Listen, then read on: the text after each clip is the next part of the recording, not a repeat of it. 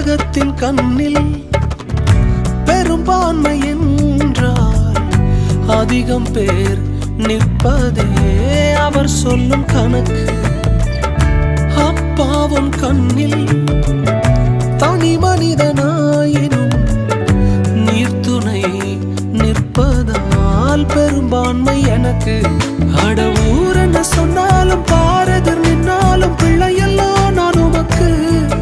அட ஊர் என்ன சொன்னாலும் பாரதர் நின்னாலும் பிள்ளையெல்லாம் நான் உமக்கு. நிகரில்லாத தகப்பனுக்கு உயர் மலையோ சமவெளியோ இரண்டிலும்